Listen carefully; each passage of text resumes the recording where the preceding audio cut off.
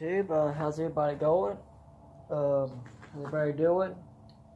And today we are back here in the carport working on the MUTMurray, and we are working on axles. Now, I said that I was going to do it right and go and buy hubs. Well, I'm still going to do it right, but I'm not buying hubs for it. See, thing is with this one, I know what I did wrong, and I'm going to do it right this time. And well, number one, I welded it on. These are no weld, no problem. So these are going to last a lot longer than these probably ever would if I was to use them.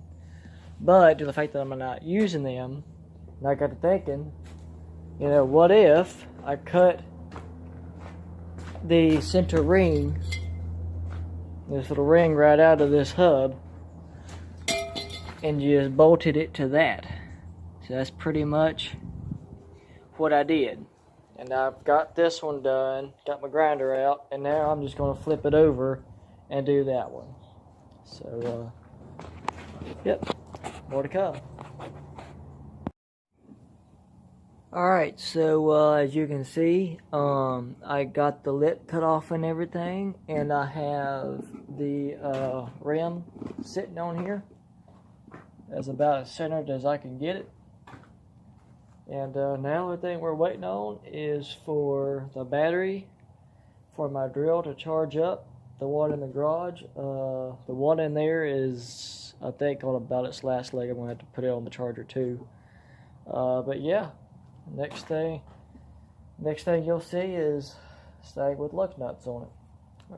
More to come. Alright, so it is the next day. Finished drilling my holes, got my batteries, everything charged. I forgot and got one shy of getting all 10 bolts, so I got to go back. I got a bolt, but for somehow I got one too big. Don't know why, but anyway, it's pretty much good for right now. You go ahead and fit up underneath there and get all that good stuff worked out, and yeah, I'll see you in a little bit. More to come. Alright, so after a few pain in the asses later, there we go. It's in. And would you look at that booty? Holy cow. And I got all the shifting linkage and everything and the hole cut and all that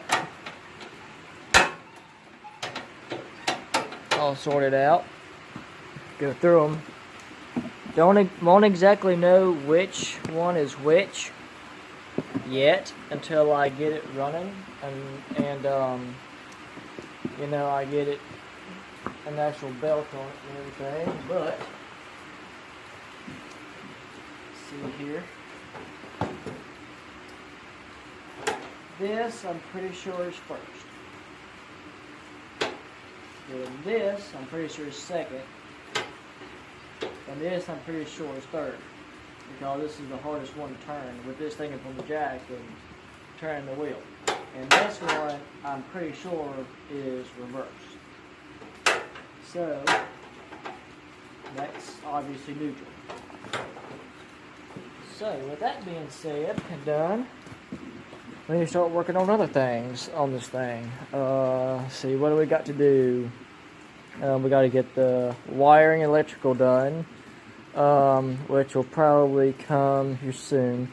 And I've got to cover up that where I cut that out, and I'm going to actually make that out of this little fender well that I unbolted off of a parts tractor that I got.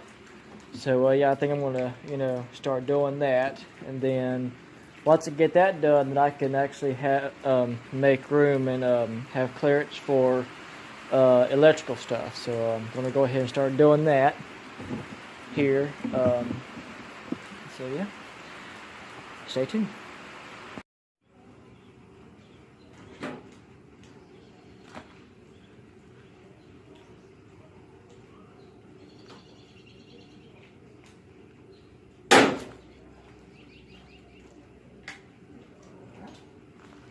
And there you have that.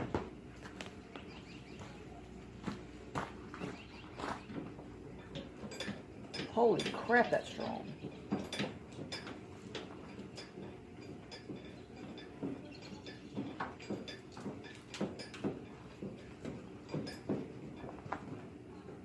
Alright. Show you what I did. Remember that thing I told you I was going to cut up? Well, let me get the camera off the tripod here. Alright. So, what I did is, you can see I put that little plate right there. I chopped it up and I angled it right. And I drilled holes and I put 2 little pop rivets on each side, like you seen me here just a second ago. And now this thing is extremely sturdy. Like, I am honestly impressed at how sturdy this thing is now. I mean, holy mackerel. Get up on this thing. Just oh yeah. Oh yeah. Oh that that ain't going nowhere. Nope. Nowhere. Alright.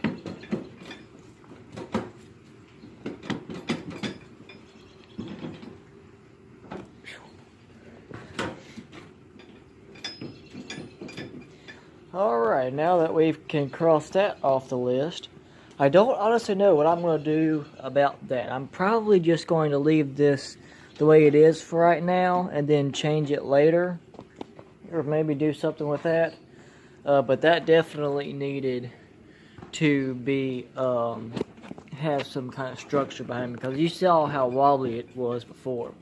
And now, I mean, unless you really start romping on it, I mean, you can't even move that thing. I mean, it's freaking stiff. So now, with that being said, I get started on the wiring and all that good stuff. But I think this is where we're going to end this video. If you like this video, please give it a big thumbs up. If you're stopping in for the first time, please make sure you subscribe. It kind of helps me out a little bit with the YouTube business, I guess. Yeah, I mean, just feel free to subscribe. And yeah, take care of yourself. I'm out.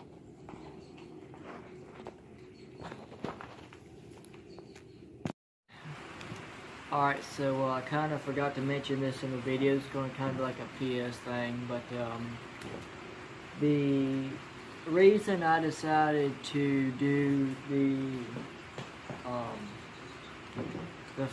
kind of make my own hubs again, instead of doing like what I did, back last year, was number one. I looked on eBay and kind of looked at the prices and stuff of the, for like example, like John Deere or Sears garden tractor 5-lug hubs, which is kind of what my application was, 5-lug wheels. But there was 2 problems that I kept on having on those. One was price, and number 2 was fitment. Price, I mean, if you're just looking for one, then it's like $20 or whatever. It's not that bad. But if you're looking for a pair of 2 of them, they had them on there, like every other one of them was like as low as $50 to as high as $100. I mean, if you have that money, that's all fine and good. You go ahead and get it, and do what you want with it. But I mean, if you're like me and you're broke as all hell, and you don't have that money, you kind of have to compromise. Which, I mean, this ain't really compromising. See, I would rather do this and build this than go out and buy something that I can just make. a little bit of creativity. Now, and I'm pretty sure there will be other videos that's before mine, because I'm pretty sure I'm not the only one that's thought of that idea when it comes to, you know, these garden tractors, this style. But the other problem that I was having, you know, was fitment, like I said.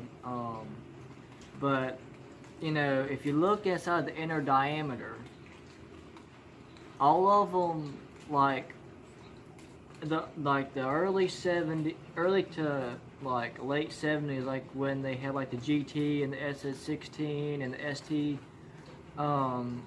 series garden tractors, which is what I was going to be buying. If you notice, the inner bore was splined. Now, these are not splined. So what I would end up having to do is go in there and either press out that fitting, if it had a fitting, or cut it out. Which is, you know, fine if that's what you want to do, but that's just extra stuff you had to go through. But this right here was much simpler. That's kind of why I ditched that other idea and I just went with this. But just wanted to kind of explain that a little bit, because I know I like, you know, some of the stuff I like kind of explained, and I can never get anything explained, but whatever. Yeah. So that's pretty much, you know, why I decided to do what I did, and yada yada yada. So yeah. See y'all later.